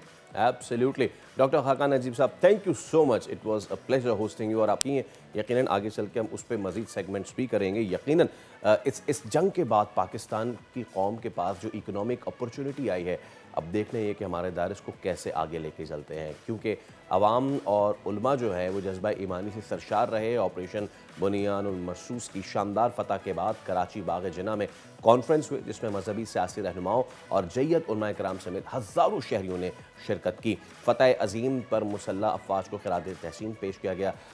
और इस पर बात करने के लिए हमारे साथ मौजूद हैं मौजूदा चेयरमैन वतन हिलाल कमेटी और स्कॉलर मौलाना अब्दुल खबीर आज़ाद साहब। अस्सलाम वालेकुम। सबसे पहले तो बहुत शुक्रिया आज़ाद साहब, आप हमसे गुफ्तगू कर रहे हैं और यकीनन पूरी कौम सरशार है। तमाम तर लोग पाक फ़ौज के साथ शाना बशाना खड़े रहे, उलमा भी शाना बशाना खड़े रहे। क्या ही ज़बरदस्त हमने फ़तह दर्ज की। सबसे पहले तो मैं आपके बतौर एक पाकिस्तानी जज्बात जानना चाहूँगा। बिस्मिल्लाहिर्रहमानिर्रहीम। आप जानते हैं कि आज पूरी कौम फतह अजीम और मार्का हक जो अल्लाह ने हमें अता किया है और अल्लाह ताला ने फतह अजीम अता की, उसको मना रहे हैं। और वो यौम तशक्कुर के तौर पर और इज़हार तशक्कुर के तौर पर आज पूरी कौम निकली हुई है। मैं ये समझता हूँ कि अल्लाह तबारक व तआला ने अपने करम और अपने फजल से हमें जो फतह अता की और मुसल्लह बहादुर एयर अफवाज और एयरफोर्स के जवानों ने हिंदुस्तान, जिसमें कि एक झूठा प्रोपोगंडा कर कर पाकिस्तान पर इल्ज़ाम लगाया और पहलगाम जैसा वाक़या जो है खुद रूनुमा कर कर पाकिस्तान के ऊपर इल्ज़ाम लगाया, क्योंकि उसका झूठ था दुनिया के सामने, उसका फरेब, उसका ये ढोंग जो है दुनिया के सामने आया हो गया। और हमारे वज़ीर आज़म पाकिस्तान मियां मोहम्मद शहबाज शरीफ साहब ने इस बात किया कि आलमी सतह पर अगर आप चाहें इसकी तहकीकात करवा लें, मगर ये बुकलाट का शिकार था और इसने फिर पाकिस्तान पर हमला किया। अल्लाह ने हमारे सिपह सलार की क़यादत में पाक फौज और एयरफोर्स के जवान और शहीदों को जो कामयाबी अता की, आज वो पूरी उम्मत मुस्लिमा का जो है वो कामयाबी का झूमर बन गई और फतह अजीम अल्लाह ने अता की। ये सिर्फ पाकिस्तानी कौम नहीं, बल्कि मैं ये समझता हूँ कि उम्मत मुस्लिमा की जीत है और पाकिस्तान इस्लामी उम्मा का एक अजीम मुल्क बनकर सामने आया है जो कि इस्लाम का किला है। और अल्लाह ताला ने हिंदुस्तान, जो कि उसका वजीर आज़म मकर और फरेब और ढोंग रचा रहा था दुनिया में, और दुनिया को ताकतों की बात कर रहा था। ताकत तो हमारे सामने सबसे बड़ी अल्लाह की है, वो रब्बुल आलमीन है, वो अरहमुर राहिमीन है। और उसके फजल से जब सिपह सलार पाकिस्तान ने दुआ की और फजर के वक्त अल्लाह के सामने हाथ उठाए और फिर उसके बाद जो हमला किया, अल्लाह ताला ने उस हमले में हमें साबित कदम रखा, कामयाबी अता की। आज पूरी दुनिया और पूरी कौम जो है आज इस पर जश्न मना रही है। मैं समझता हूँ कि हमें इसी तरह आगे बढ़ना होगा और दुनिया ने देख लिया कि इस मौका पर कौम मुत्तहिद थी, अल्हम्दुलिल्लाह, और अपनी पाक फौज, अपनी बहादुर अफवाज और अपनी हुकूमत के साथ खड़ी थी। और इंशाअल्लाह अज़ीज़ ये पाकिस्तान जो है ला इलाहा इल्लल्लाह के नाम पर बना है और इंशाअल्लाह इसकी हिफाजत भी मेरे रब इंशाअल्लाह इसी तरह करेगा, इंशाअल्लाह कर कर दिखा दिया। मौलाना साहब, पाक फ़ौज ने जो कार्रवाई की दिन की रोशनी में पूरी दुनिया के सामने की, बारहा ये कहा गया कि मासूम सिविलियंस को हम निशाना नहीं बना रहे, हम मिलिट्री इंस्टॉलेशंस को और उन ख़ास तौर पे मिलिट्री तनसीबात को जहाँ से पाकिस्तान में कार्रवाई होती है उनको हमने ताक ताक के निशाना बनाया। उसके बरक्स आप देख लीजिए, अभी खबर आई है कि 40 मासूम शहरी पाकिस्तानी शहीद हुए हैं उस गासिब फ़ौज के इस बुज़दिलाना हमले में, जिसमें से 11 मासूम बच्चे शामिल हैं। कितनी ही अंदोनाक ये मामला है और दुनिया को इस तरफ देखना चाहिए। और ये है कि ये जुनूनी किस्म के लोग और ये बस इनका जो हाल है वो यही है और मोदी को भी उन्हीं जुनूनियों ने जो है ज्यादा से ज्यादा उबारा और कोशिश की कि ये जंग को मुसल्लत करें। आज पूरा हिंदुस्तान बाहर निकल आया है और उन्होंने कहा जब हम इतने कमजोर थे तो क्या जरूरत थी, ना यहाँ पर कोई ट्रेनिंग सेंटर था, ना कोई सिविल आबादी पर इन्होंने बम्बाई की। मस्जिदों, हम हमेशा तमाम मज़ाहिब की जो इबादत गाहें हैं हमने उनका एहतराम किया है, हमें इंसानियत का दर्द दिया जाता है, मगर हमने ये देखा कि इन्होंने सिविल आबाद मस्जिदों पर बमबारी कर कर मैं समझता हूँ कि इतनी बड़ी ज्यादती की कि आज दुनिया जो है उसके अंदर दुनिया में ये बदनाम हो रही है। मैं ये समझता हूँ कि आज अल्हम्दुलिल्लाह पाकिस्तान फिर उभरा है और अल्लाह ताला इंशाअल्लाह इसको इसी तरह उभारता रहेगा और वक्त आएगा कि ये जो हिंदुस्तान है ये खुद अपने टुकड़े टुकड़े करवाएगा। अल्लाह ताला से दुआ है कि अल्लाह ताला हमारे वतन की हिफाजत फरमाए। आमीन। बहुत शुक्रिया मौलाना अब्दुल खबीर आज़ाद गुफ्तगू करने के लिए और यकीनन आपके जज्बात उन तमाम तर पाकिस्तानियों की तर्जुमानी कर रहे हैं जिनकी आवाज़ ये मीडिया बना और वो तमाम तर पाकिस्तानी जिन्होंने इस फ़ौज के साथ खड़े होके उस गासिब फ़ौज का मुकाबला किया जो कि ख्वाब ही देखती है कि वो पाकिस्तान का बाल भी बीका कर सकते हैं और पाकिस्तान से बदतरीन शिकस्त हुई है। उसके बाद अब हुआ यह है कि उनके एक सेगमेंट ने कोशिश की कि इसको कवर अप कर सके, हो नहीं रहा है ऐसा। आवाज़ें उठना शुरू हो गई हैं सरेंडर मोदी के ख़िलाफ़। पॉलिटिकल कमेंटेटर मीनू जैन ने अपने तज्ज़िये में भारतीय अफवाज की कमज़ोरियों पर मोदी सरकार को खूब झाड़ पिलाई है। चलिए देखते हैं। सुनते हुए मज़ा भी आ रहा होगा और ये तमाम तर जो गुफ्तगू हो रही है ये हमारे कानों में किसी सुरीले गाने की तरह बज रही हैं। बाय द वे, अगर मौका मिले तो ये पूरा जो सीरीज़ है पॉडकास्ट ये जाके देखिएगा, इसमें लगभग आपको पता जाएगा कि कैसे मोदी के ख़िलाफ़ अब आवाज़ें उठ रही हैं। और सीज़ फायर तो वैसे हो चुका है, मुआहदा हो चुका है। हमारे अवाम इस बारे में क्या ख़्याल रखते हैं आपको ये भी दिखाते हैं। शाहीनों ने हमारा दिल खुश कर दिया है। मैं कहूँ कि आज इस वक्त पूरी कौम सीना तान के खड़ी है, एक जश्न मना रही है, तो उसके पीछे हमारे शाहीनों की बेहतरीन कारकर्दगी है और इन्होंने साबित किया कि जंगें जज्बे से लड़ी जाती हैं। बहुत मुंह तोड़ जवाब दिया और अगर इंडिया ने अब कोई हरकत की तो इंशाल्लाह ताला इससे भी ज़्यादा रिएक्शन आएगा पाकिस्तान का।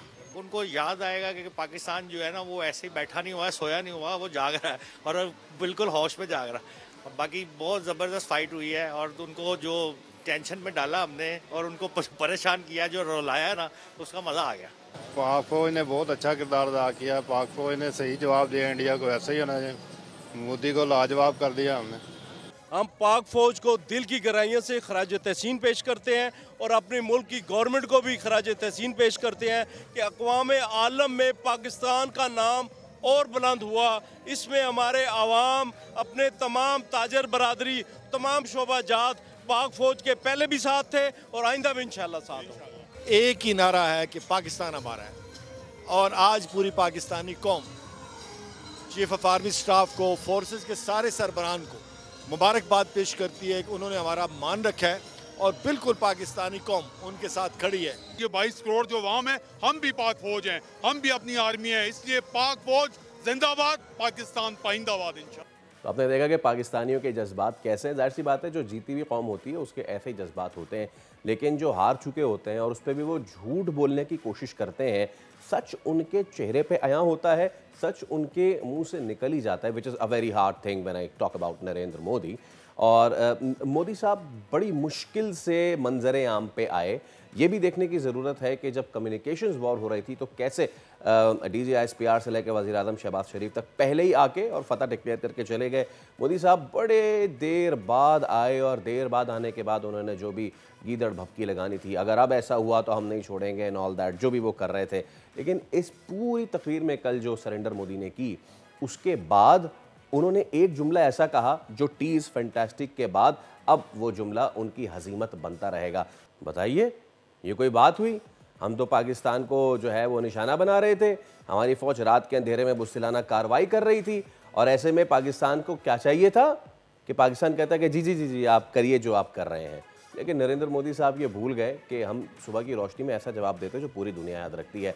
और मैं चाहूँगा ब्रेक ले लें हम। ब्रेक पे जाते जाते एक बार फिर ये सुनते जाइए, सर धुलते जाइए, मज़ा लीजिए।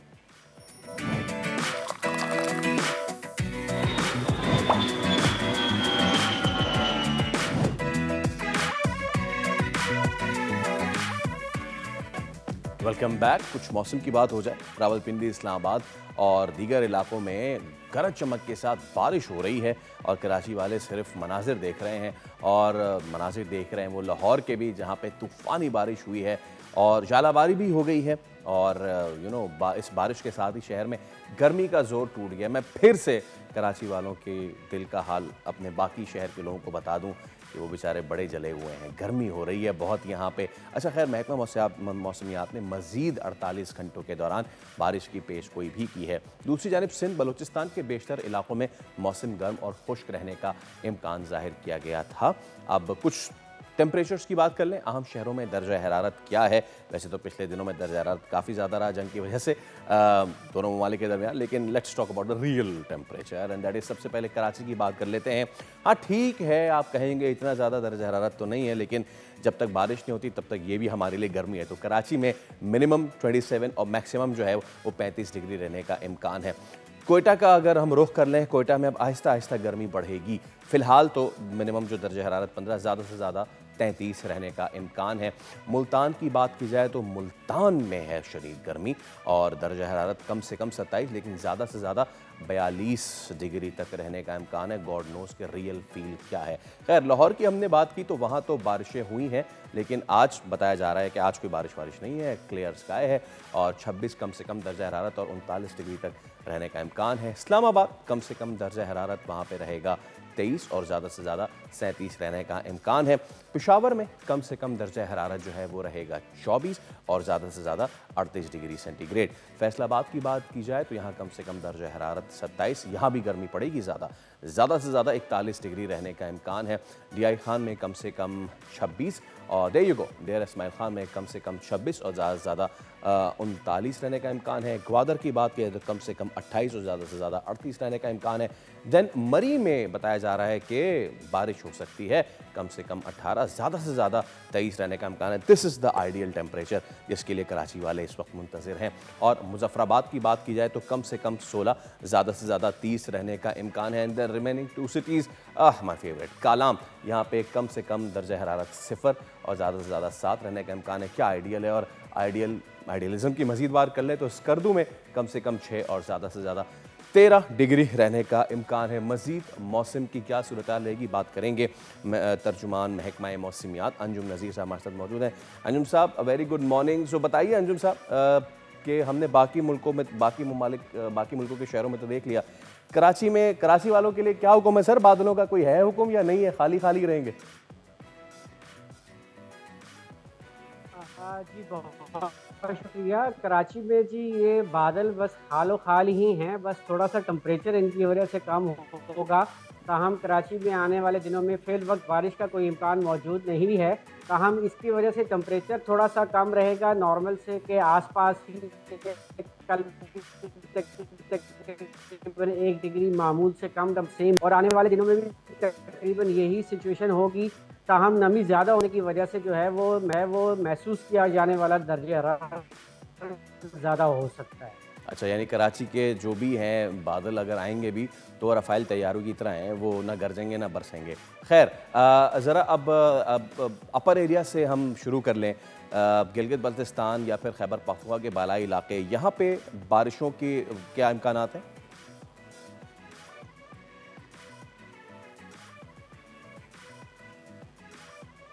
अंजुम साहब कैन यू हियर मी? लेकिन जो मौजूदा सिलसिला जो है ये अब तकरीबन मुल्क के इंतहाई शुमाली इलाकों तक। हेलो जी जी, please go on, I can hear you. आपको मेरी आवाज़ आ रही है? जी जी, प्लीज़ कैरी ऑन।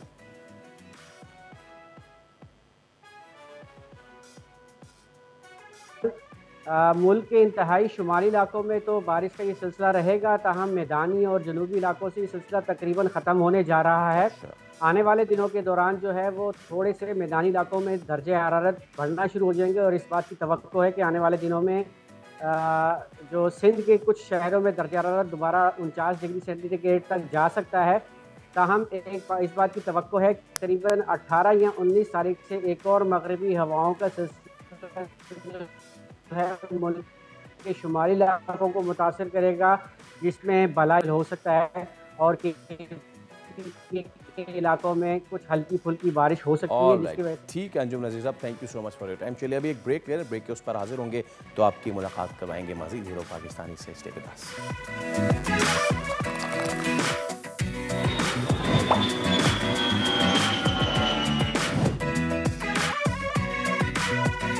फिर आपको कहेंगे खुशामदीद। आज हमारे साथ मौजूद हैं स्पेशल ताइक्वांडो चैंपियंस, जिन्होंने जापान में होने वाली आलमी ताइक्वांडो ओपन चैंपियनशिप में पाकिस्तान का नाम फ़ख्र से बुलंद किया है।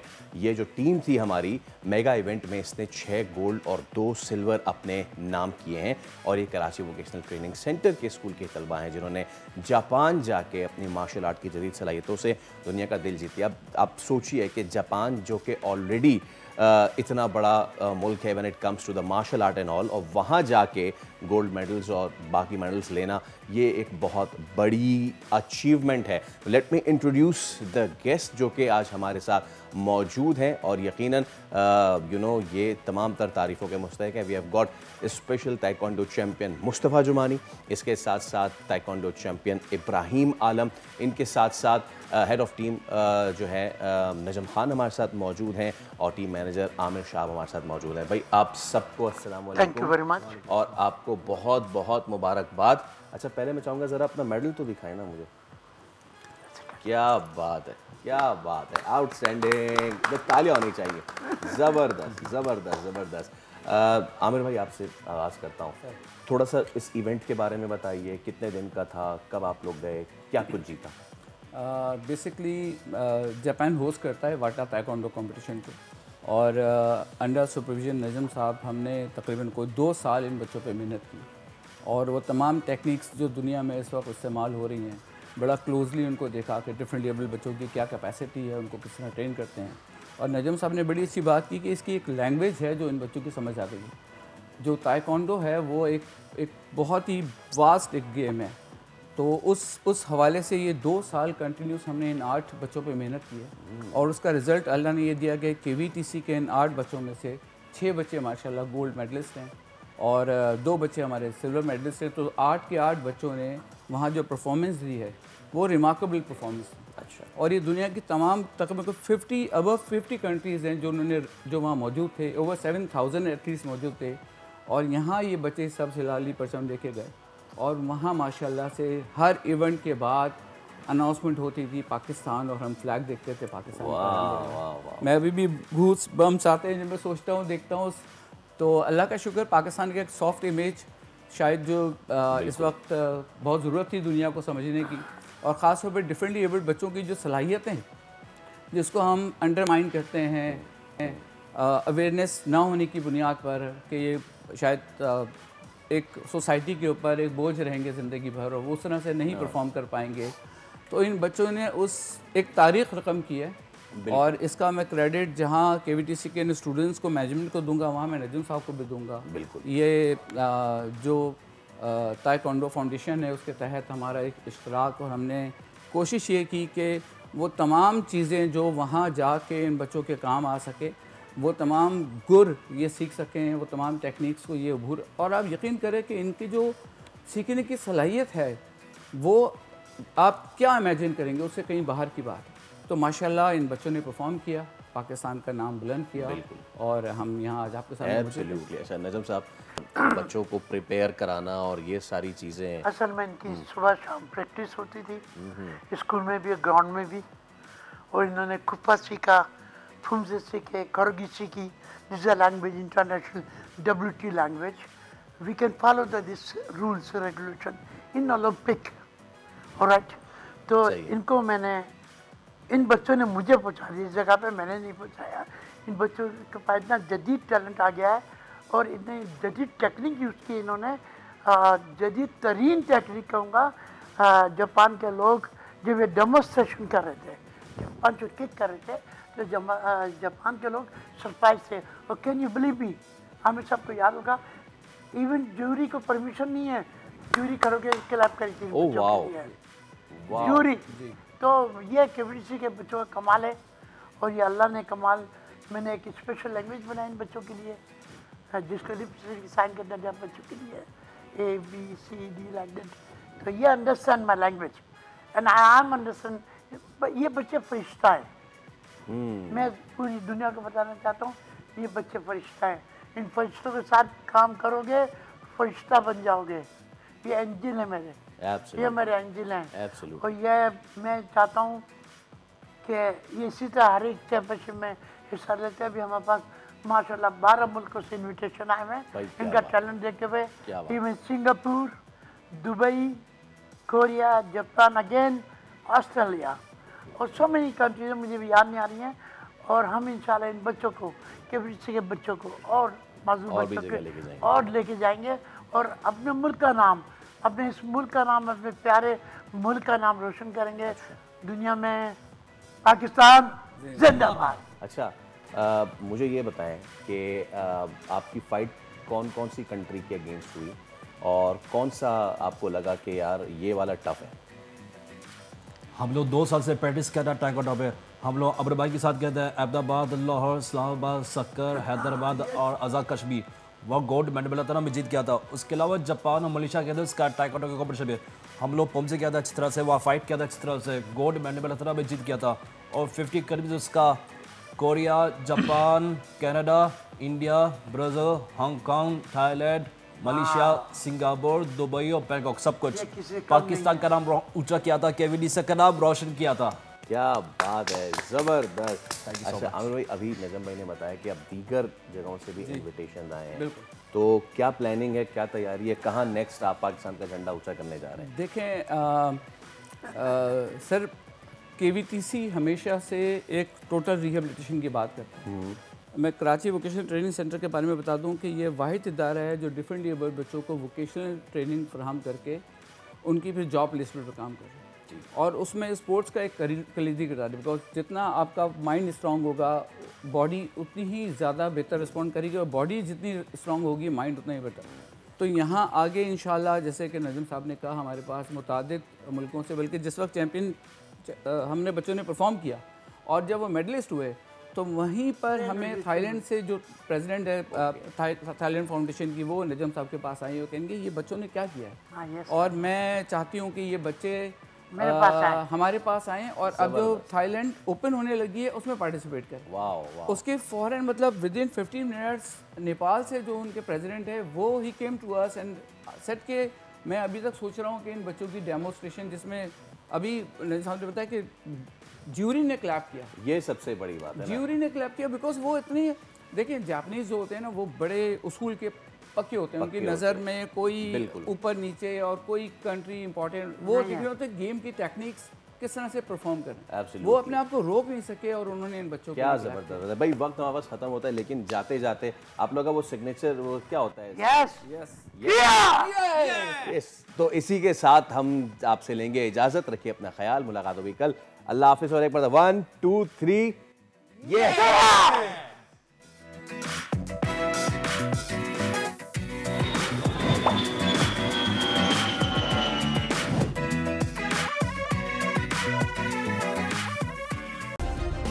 सब्सक्राइब करें और बेल दबाएं ताकि कोई खबर रह न जाए।